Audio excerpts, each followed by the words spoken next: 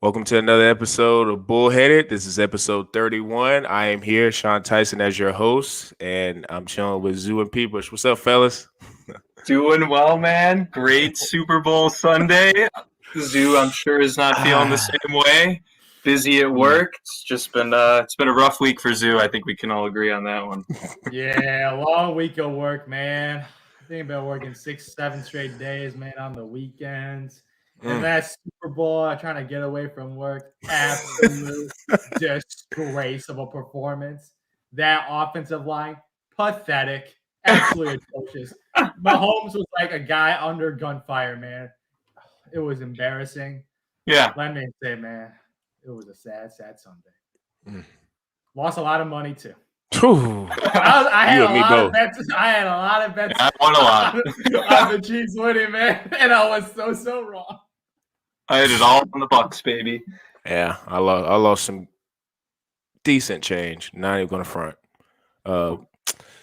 Like Zoo was saying, man, the Super Bowl was built up to be this huge, game with Mahomes and Brady and all the skill talent, and the defense is somewhat on more so on Tampa Bay side. And when we got to the game, it was just an old-fashioned ass kicking by the Tampa Bay Buccaneers. Yes, and it was. It basically proved one point: you have to stop betting against Brady. Like in any scenario you have, like, it does not matter. We just gotta accept that this man Brady is just gonna always end up getting it done.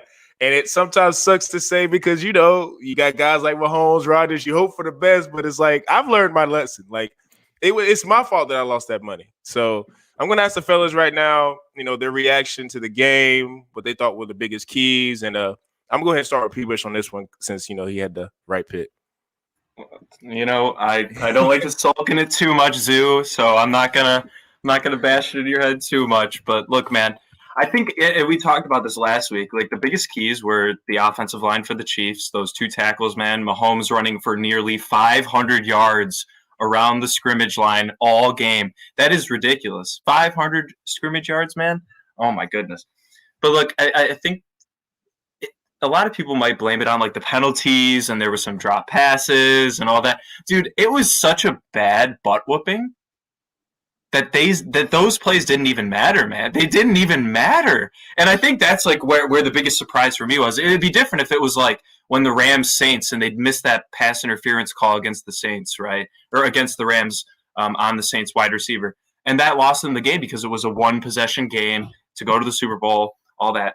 Man, but Brady, the master, came out, and with the prodigy, he had a chance. He gave it his all. And I can't hate on Mahomes too much because he was throwing dimes, like falling over half the time. He was getting tackled from behind. Two of his passes hit his guy's face mask, man. And they were like perfect throws. It just hit them in the face.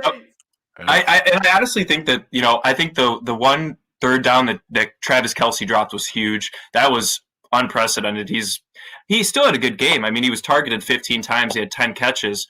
I'd say a couple of those were uncatchable just because of all the pressure. But, man, that Bucs defense, they should have won the MVP. I mean, but there was so many good plays by so many different players that they couldn't give it to any one guy. Devin White, you got Antoine Winfield Jr. I mean, it was just an unbelievable performance. Shaq Barrett was doing whatever he wanted on that offensive line. I've never seen Mahomes under that much pressure, man. And they just looked ill-prepared. I honestly just think Andy Reid did not prepare his team well enough. I think maybe there was a little background noise going on with the family and all that. Linebacker coach who, the linebackers ended up getting absolutely torched by Rob Gronkowski. So it's not like they had a great game, but Zoo, I got to hand it over to you. I have to see what you got to say about this. Because it was one of your Tom Brady, not Patrick Mahomes, but one of those Tom Brady giving Patty Mahomes some of his own medicine, man. My Lord. That was the most disappointing Super Bowl of all time, man. Yeah. I thought I was going to witness greatness. And the Kansas City Chiefs put up 9 points. 9 points against the Buccaneers, and you had all your offensive weapons. I don't care if your lineman went injured. Figure it out, man. Next man up mentality. But what did I see? What did I see? The disgrace. That disgraceful offensive line, man. Mahomes, that man should be infuriated with the patheticness of the ability to protect, because the man was about to get slaughtered by the Buccaneers, man.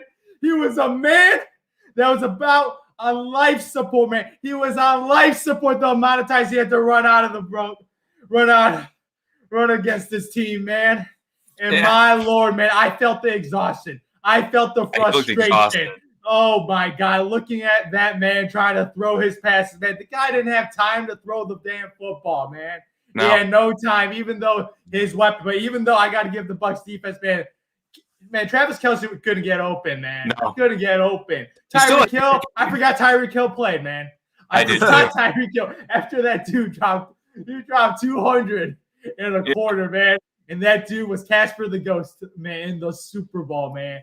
Talking his trash. I'm sorry, Tyrann Matthew. That penalty. Don't poke the bear, man. Trash to Tom Brady, the GOAT. Absolutely pathetic, man. Absolutely pathetic. And all the penalties, bro. Yeah. We'll be on third down penalty and just give them a free first down. I don't know how many penalties against the Chiefs, but it was way too many to count because I got so sick of it, man. The offsides on the field goal was atrocious. Oh, my Lord. Before halftime, man. What the hell was that? To the Packers. He scored. AB, man. Hey, I was happy that AB scored. Shout out AB. You know, no drama from AB all year. I think being with Tom Brady, you know, that was just a great pairing that, you know, people never knew needed to happen. But, man, oh, man. You know what Tom Brady's ridiculous, man. He is ridiculous. He had a perfect first half, man. He had a perfect. He had a 99 out of 100, man. A+. Yeah, exactly. His second half, I mean, they just kind of held the lead. Fournette had a monster game. He's just been and Rojo, they both averaged 5 yards a carry, and that's actually where I had the biggest quarrel with the Saints or the Chiefs. Though was Edwards-Helaire was playing well. He didn't run the ball. They didn't run the ball. 7 yards a carry, man. And 64 yards. And they were even running in the third quarter too, you know, playing down, but you got to get something going, especially when you're getting that much pressure. That could have relieved so much, especially because they only blitzed I think they only blitzed 5 times that entire game, the Tampa Bay Buccaneers. They got pressure. They got that pressure with 4 guys. They got pressure on 70% while only blitzing 10% or something like that. Don't quote me on it, but it was a ridiculous ratio. And I think they needed to run the ball more. It was clearly working, and for some reason, because the Bucs were the number 1 rush defense in the league, right up there with the Saints. It was just an abysmal performance, man. I kind of have to put a lot of this on Andy Reid for the play calling. He was not helping Mahomes, but no one was helping themselves. That entire team played horribly, and the entire Bucs team in every facet was playing beautifully. It was too much. Yeah, this is Tom Brady's greatest achievement in his career.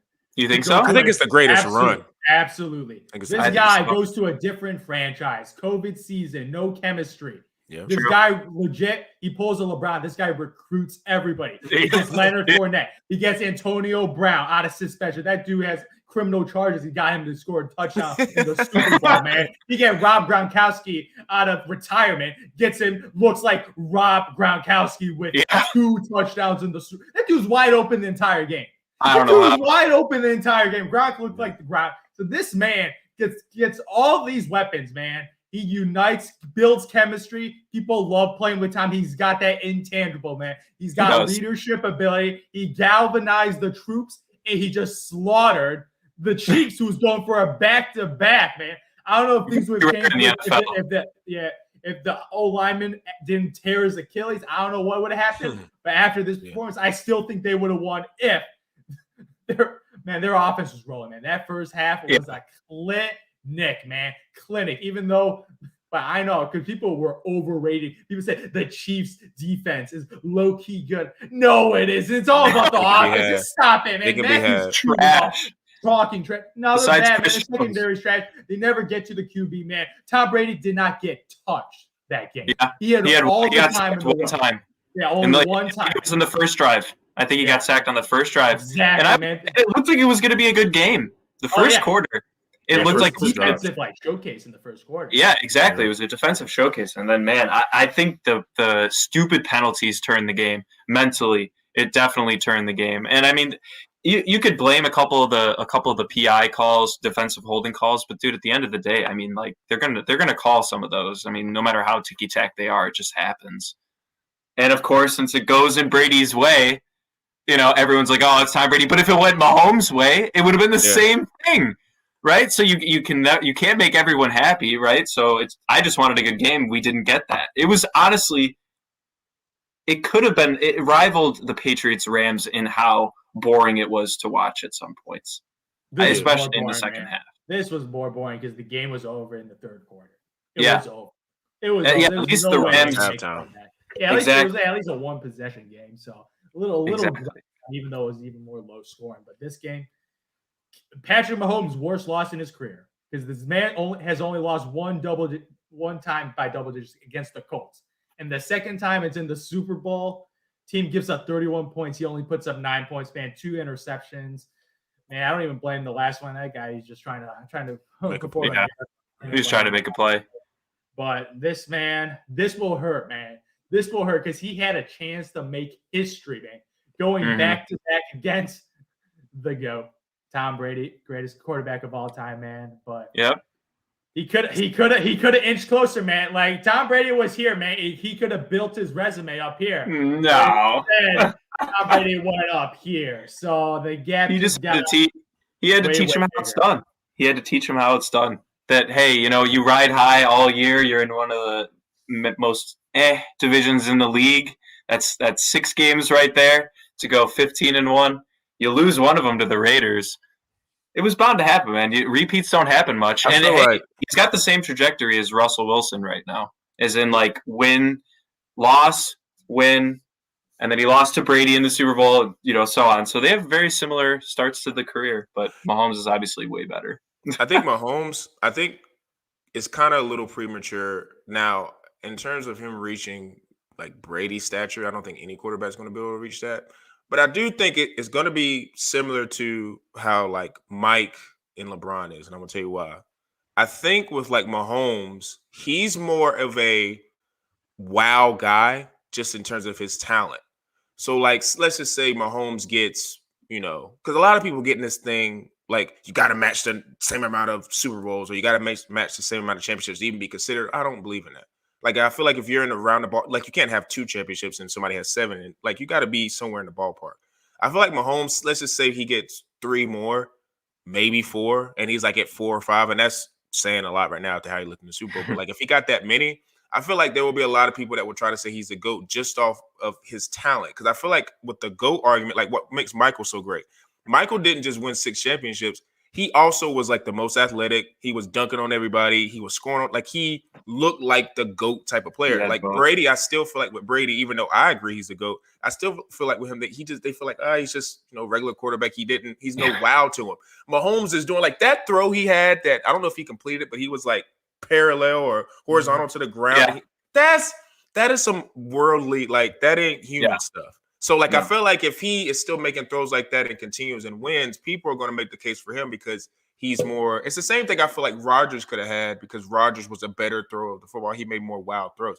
Rodgers just only has 1 championship, so nobody really puts him in that thing. But Mahomes still has a chance. But this did hurt. It did hurt because he got his butt kicked pretty bad. And now Brady has more Super Bowls than any franchise. That's freaking wild.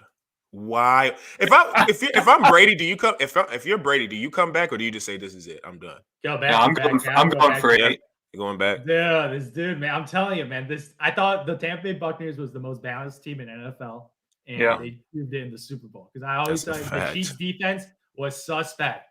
Buccaneers, good offense, good defense. So they were the better overall team. But I thought Mahomes could have pulled a miracle, but that miracle ended, man. That miracle ended. Really quick. Do you guys think this is another matchup next year or this coming year? Like this will happen again? I think it can. I don't know. It's too early to tell, but I would probably say the Buccaneers have to be the favorites because they're the defending champions, and I think the whole team, man, they might return because I don't know something about people Brady. People want to play with Brady, man. Even doing pay cuts. Yeah, they got the taste of winning. and celebrating in Florida. Yeah, that party looked crazy yesterday. Yeah, that was pretty nice. But switching gears to the NBA, and we're going to be talking about I guess you can call him grizzled veteran, and Derrick Rose. I don't know if this was his wish, but he got traded to the New York Knicks and reunited with Tom Thibodeau. I think I read a stat where Tom Thibodeau has always been his coach, or had him playing as a player with him on his team. And I think he got dope for a second-round pick, and Dennis Smith Jr. went to Detroit. So a lot of Knicks fans I saw online, they were kind of semi-excited because the team is actually playing with it. I guess I wouldn't say really well, but they're playing better than what people expected. Yeah, they're actually in the playoff hunt. Yeah, which was kind of great expectation.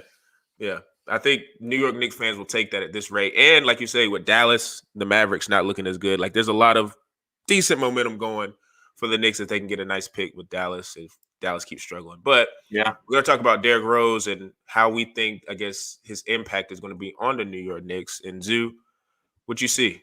What do you see for Derrick Rose and his tenure? I'm happy for my man D Rose because you know why? He was on the Detroit Pistons, one of the worst teams I ever seen in the league's history. Man, that team just knows how to blow games. Man, they are always decently competitive, but they just find a way to lose. Man, find a way to lose. Like Jerry Grant's the best player on the team. That roster is pretty pathetic. Some of those signings this year, like we discussed, man, like. The signing of Mason Plumlee, man, I still don't know how that man got $8 million for being a scrum. Bro, he's a scrum. He's a backup center, man. There's no way. Yeah, he's just an energy guy. Oh my lord! No, you don't pay an energy guy $8 million. yeah. Packs when they sign Cristiano. You pay Cristiano Felicio $8 million. $8 million, bro. That's ridiculous. Like that roster, just everything about that franchise is absolutely pathetic. So D Rose had to get out, help a team that's actually in the playoff hunt right now. With this play-in tournament, man, the playoff hunt is so much more interesting because so many more teams could make it to the 8th, 7th seed, right? Because you got the Knicks and Bulls, Miami and Cleveland. They're all in the hunt for the 9th and 10th seed right now. And the Knicks right now are the game out. They're the closest team to getting the 8th seed right now. So they are in win-now mode. Tom Thibodeau, that dude doesn't tank, man. That dude's all about grinding and winning. He has implemented a defense that is actually really, really impressive, man. Allowing one of the league best 103.9 points per game is number one in the East. Like right now, when scoring is historically high with all this 3-point shooting and these offenses and higher pace, man. So everyone's scoring easily 110, 120. Like they're actually one of the only teams holding teams to 80 points. Man. Yep.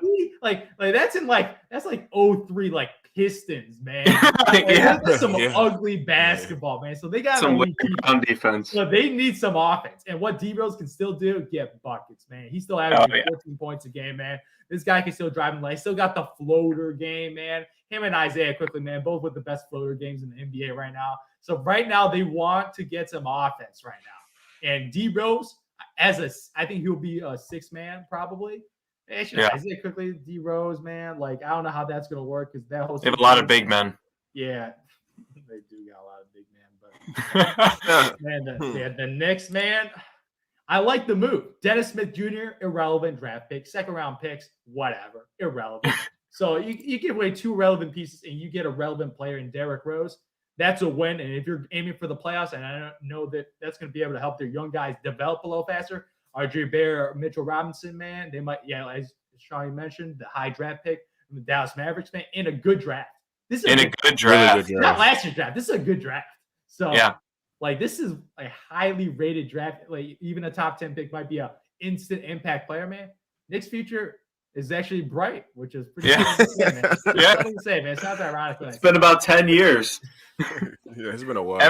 Ever since I feel like everything went downhill when Amari punched that fire extinguisher, man. I think that was just the downhill. That was the Billy Goat Tavern moment, like the Cubs had way back when. But man, I'm pumped for D Rose, dude. I think he can give you 18 and 6 a night if you let him. I really think and Thibodeau knows him. And I think that's the biggest thing is that he's not just going back to New York where he's already played before, but he's going back with young talent, guys that like to run. You got Obi Toppin just sprinting up and down the floor, ready to flush one down at any moment. But I think that the biggest thing is that Thibodeau knows that Rose could be like a solid defensive leader on that team. he was always a pretty good defender on the Bulls when he was MVP stature. But I think nowadays he's more of a pick and pot. He kind of likes to pick people's pockets. I saw a highlight of him a couple nights back doing that. First game in New York, actually. But look, the Knicks have been playing well. They've lost 2 in a row, I think, as of the time. This is Thursday. I need my Bulls to make the playoffs. Yeah, exactly. So you want to root for Rose, but hey, they're competing with our Chicago Bulls, so we gotta root for the home team. I'm sorry, D Rose. Zach LaVine is now my favorite player, Mr. 46 points. Ooh, that was a nasty game. I love that, man. But look, I think a lot of people kind of discredit Rose a bit just because he's not at his MVP level that everyone remembers, but he's still a damn good player, and the Knicks are definitely going to enjoy him being there with all those big men. They really needed to kind of weigh down on the guard position, bring somebody in who can be explosive, and he's pretty much the epitome of that historically. Yeah, him and Tibbs reuniting, man. It's so funny, man. This guy, it's gonna be great. New York Knicks, man. They linked up when he was on the Timberwolves, and obviously with the Chicago Bulls, man. These two are just a dynamic duo, man. They love each other. They both made each other's career. Like D Rose helped make Coach Thibodeau a Coach of the Year, and Coach Tibbs helped make D Rose an MVP. So these guys owe each other a lot for their careers, man. They had their best days in Chicago. Man, not gonna lie, I might be rooting for the next. Shout out to Coach Tibbs, D Rose. They got a soft spot in my heart because they gave me the best Bulls memories. And it's been a while, man. It's been an entire decade, man, since my last good memory with the Bulls. Yeah. How about the Knicks get the 10 seed and the Bulls, get the 9th seed maybe? Oh, that would be ideal, man. You'll watch both of them in the play-in tournament, man. Yeah. The only thing about Tibbs is he plays his guys a lot of minutes. Like every time I look at their I just glance at the box score. Yeah, like, Julius Randle, man. That's getting a workout. He's getting a little bang workout. 5 minutes. I was like, man, I don't know what. I guess that's just his philosophy. But yeah, I'm excited to see what D Rose does. I think a lot of people kind of written him off because he just wasn't doing anything since his MVP season. But if you look at his stats, he's been putting up solid numbers. I remember the Lakers and maybe the Clippers were like trying to trade him at the trade deadline last year. He was fit perfectly with them. Yeah. There's a lot of contenders that were looking to see to get him because he's still a consistent player. He's got a slightly better on the shot, and he can still get into the lane. Like, I think people forget because D Rose was so athletic coming out. Like, there are guys that are coming out now that are at, like, D Rose has came down because D Rose and I feel like probably Westbrook was like the two that were like just elite level athletes. But then when Rose got hurt, he just fell down to like really good athlete. Like, he didn't become like a crappy athlete. He is still he was like, that high up. Yeah, he was so high up. Like he came down normal now. He's still a guy that can get to the lane and make shots and do all kind of stuff. So yeah, I think with the Knicks mindset, I think the Knicks are probably going to make the playoffs. I don't want to jinx them because they. That's a hot take, man. That's a hot take. Don't pull Stephen A. He does it every year. Like I guess like you said, I don't know if playoffs and playing are the same thing, but I think they have a chance to be in that mix. I'll say that. I won't go to say they're going to make the playoffs, like top 8, but they have a chance because Thibodeau, man. The thing with him is he don't tolerate none of that BS. He's not for like, okay, we're going to tank. Like Knicks fans may be thinking, oh, tank, get a good pick. No, you can see by how he's playing his guys. They've been tanking for half a decade. Yeah. And that's the thing. They haven't. I feel like they're the only franchise that hasn't. Like when Cleveland did it, it benefited them because they got LeBron. Certain franchises do it, it benefits them because they get a great pick. When New York does it, they always end up getting like the pick. Jordan before. Hill. Like something. To get Jordan Hill. Yeah, it's like they kind of always just screw it up. Yeah. Oh my! I forgot about him. What? I don't even know what draft that was. Is that 8th overall, man. 8th overall, man. They always get cursed with 8. Even this year, Obi Toppin, man, he's not looking so good in comparison to the other rookies. Because Tyrese Halliburton, Patrick Williams, Halliburton. They get at, and he would have been. He's a steal. He could play off ball, even with the funky looking like jump shot, man. He's long. He can shoot the 3, play defense, like pass, like do all the nitty gritty things. Like a guy he will be in your 8-man rotation for the next 10 years. So he will be a nice player. Could have had him. If you do the redraft, it's probably LaMelo. Top 5 pick. Yeah, top 5 pick. He's probably. I think he's top 2. He'd be right behind LaMelo. I don't know anybody else. Yeah, man. I'm not gonna lie, man. LaMelo Ball, man. There's a reason I wanted him on the Bulls, man. There was a reason he looking like a true point guard, man. True point guard. At 6'7". That would have been a crazy backcourt with him. Yeah, that's what I'm saying. LaMelo LaVine. Like that 3-headed monster would have been crazy. Yeah. They popped off last night. Yeah, but I like Williams. Williams didn't he score 20 not too long ago? Yeah, he's getting double-digit buckets. And he's a baby, dude. He's like he just turned like 19. Dude, he's the youngest player in the NBA. Yeah. Is he really? Yeah. I didn't know that. Wow. Yeah, 19 years old, man. 19 years old. He's the youngest guy in the NBA, man. He was born in the 2000s. Just think of that. Yes. Wild to think about. God, dog. But one in the 2000 is just getting 20 points in the NBA. That's just Gen Z, man. Gen Z. Yeah, that is crazy. Gen Z just waking up getting buckets in the NBA. But yeah. But that's all the time we have for today. We just wanted to do 2 quick topics, more of a, just reaction to the Super Bowl, quick little D-Rose today. Next week, we should be back to 3. I'm talking about probably more NBA. We're going to definitely get a college basketball topic again because March Madness is right around the corner. So we got to see which teams people are feeling, who they think has a chance to win the whole thing. But as usual, you guys make sure you subscribe to our YouTube channel. Make sure you subscribe to our social media app. Bullheaded_pod, Spotify, Apple. Pretty sure we're on Google Play, that whole thing. I think we're on there now, so you guys can check with that. And as always, for me, Zoo, Pwish, we out.